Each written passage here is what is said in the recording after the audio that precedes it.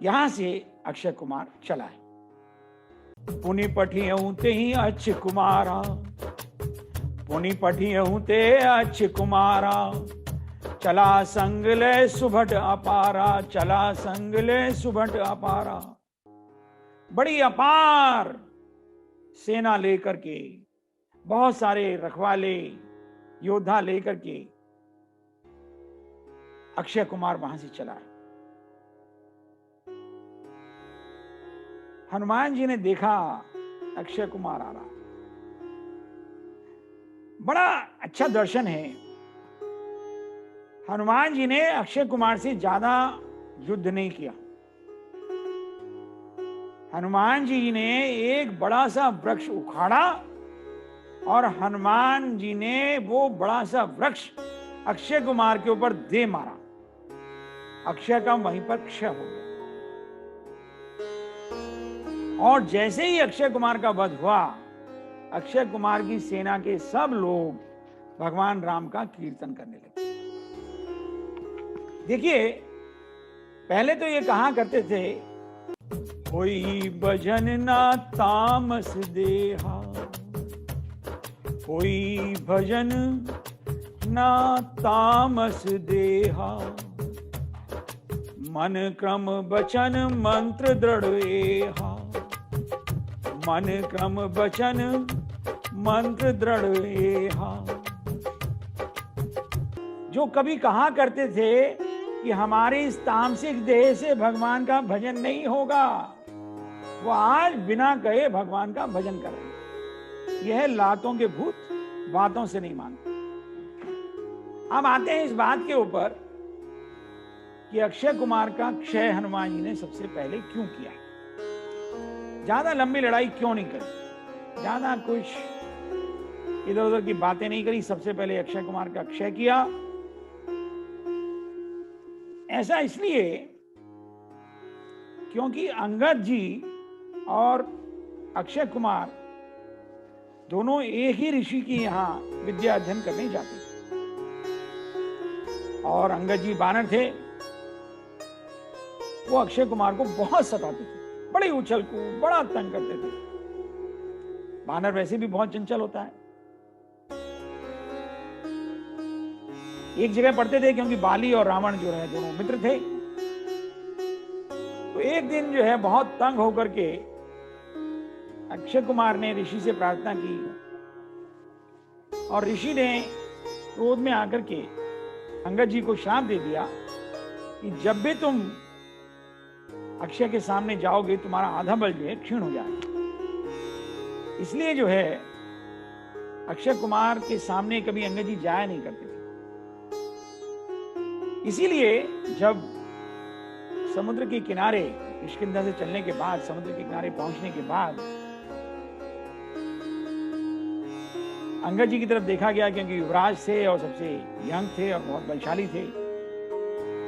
तो अंगद जी ने कहा था, मैं समुद्र लांघ कर तो जा सकता हूं, पर लौट कर आने में थोड़ा संदेह है। जिये संशय कछु फिरती मारा। अंगद जी ने सोचा कि मैं तैर कर तो चला जाऊंगा, पर अगर वहां पर अक्षय से भेंट हो गई तो मेरा आधा बल जो है वो अक्षय कुमार में चला जाएगा और मैं फिर लौट पाऊंगा नहीं लौट पाऊंगा, बड़ा संदेह की स्थिति रहेगी।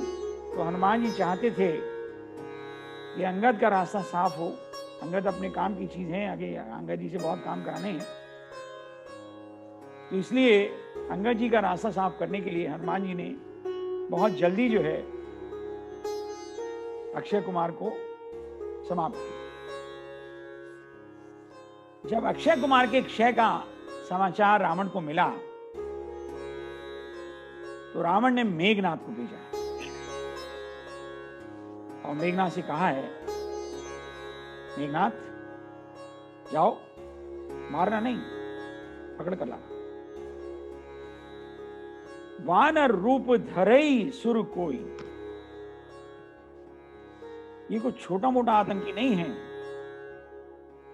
इसके पीछे को बड़ा षड्यंत्र है और ऐसा लगता है कोई सुर कोई देवता वानर रूप धरे हुए हैं, हम इसकी तह तक जाना चाहते हैं। और हनुमान जी के वो पकड़ने के लिए मेघनाथ बहुत बड़ी सेना लेकर रथ में बैठकर दुदुम्बी बजाता हुआ मेघनाथ चला है। चला इंद्रजीत अतुलित योधा, चला इंद्रजीत अतुलित योधा, बंधु निधन सुनी उपजा क्रोधा। बड़ा गुस्से में है क्योंकि क्षय हो गया अक्षय कुमार का, उसके भाई का। उधर अपोजिट में देखिए, अतुलित बल धामम हेम शैलाभिदेहम। अतुलित बल तो हनुमान जी के पास भी है, लेकिन हनुमान जी पूरी तरह शांत थे। अब दो अतुलित बल योद्धाओं के बीच में बड़ा भयंकर युद्ध हुआ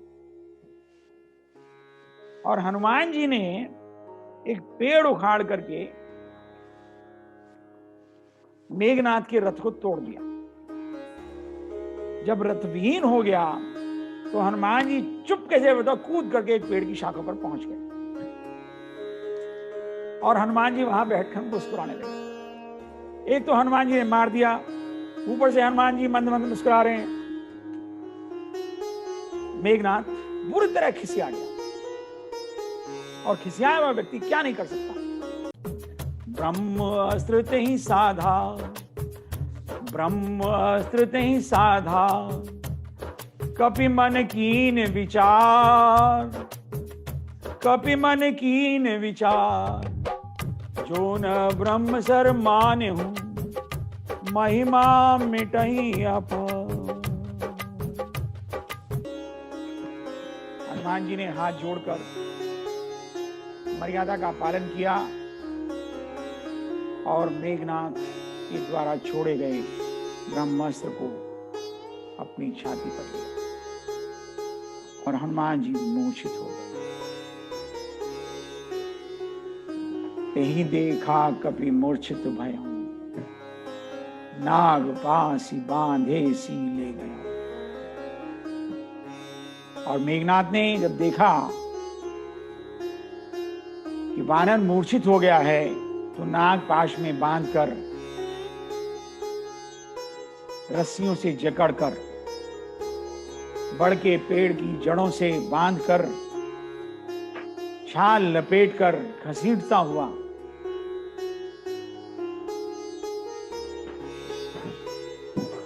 बड़े रास्ते से हनुमान जी को रावण के दरबार में ले गए। अब हनुमान जी का दर्शन देखिए। हनुमान जी का पहला दर्शन तो इस सारे वृतांत में यह है कि हनुमान जी चाहते थे कि इंद्रजीत के पास जो ब्रह्मास्त्र है वो प्रयोग में हो जाए ताकि बाद में काम ना आ सके।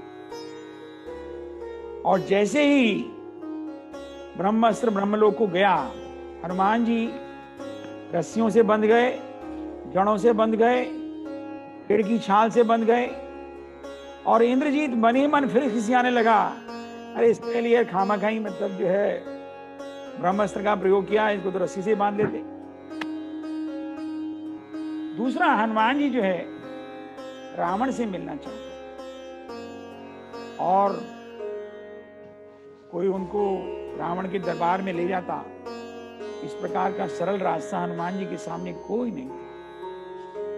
तो हनुमान जी ने सोचा कितना अच्छा होगा रावण में दरबार में जाने के लिए, क्यों ना इंद्रजीत के साथ ही चला जाए। आसुदूत की बध तरुआवा, प्रभु कारज लगी कपही बंधावा। नहीं तो हनुमान जी को बांधना कोई आसान काम नहीं है। देखिए सारे मानस में भगवान कष्ट में आए हैं, लेकिन हनुमान जी के ऊपर कभी कष्ट नहीं आया। भगवान नागपाश से बंध गए, लक्ष्मण जी मूर्छित हो गए, लेकिन हनुमान जी के ऊपर कभी कोई कष्ट नहीं आया। और जब ये वास्तव में हनुमान जी की शक्ति की परीक्षा नहीं, कि हनुमान जी की सहन शक्ति की परीक्षा। और जब उनको ले जा रहे थे, मारही चरण करही बहुहासी,